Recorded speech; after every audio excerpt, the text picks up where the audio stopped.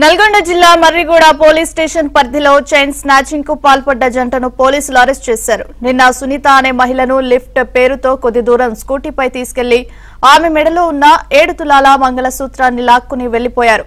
స్థానికులు వెంబడించినా ఫలితం లేకుండా పోయింది. ఫిర్యాదు మేరకు కేసు నమోదు చేస్తున్న పోలీసులు సీసీ ఫుటేజ్ ఆధారంగా హైదరాబాద్ సంతోష్ నగరంలో వారిని అరెస్ట్ చేశారు. నిందితులు వెంకటేష్, అతని భార్యగా పోలీసులు గుర్తించారు. వ్యసనాలకు అలవాటు పడి ఇలాంటి దొంగతనాలకు పాల్పడుతున్నట్లు పోలీసులు తెలిపారు.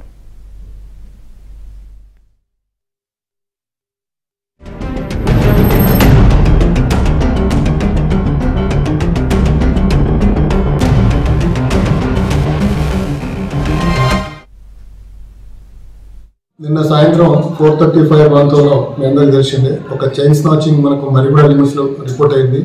ఈ మర్రిగూడకు సంబంధించిన సునీత అనే ఒక లేడీ వ్యవసాయ పనికి వెళ్ళి వస్తుంటే రోడ్డు మీద నిలబడినప్పుడు ఒక యువకుడు ఒక 22-25 ఇయర్స్ లోపు ఉంటుంది ఇద్దరికి ఒక స్కూటీ మీద వచ్చి ఆమెను అడిగారు, ఎక్కడికి పోతున్నాం అంటే వీళ్ళే అడిగారు, మర్రిగూడ ఎక్కడంటే ముందుకని చెప్పింది.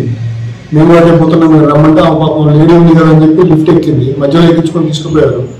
కొంచెం దూరం పోయిన తర్వాత వెనుకన్న లేడీ ఎవరైతే దొంగగా అనుమానిస్తుందో ఆమె న్యాచురల్ కాల్ అని చెప్పగానే బండి ఆపారు.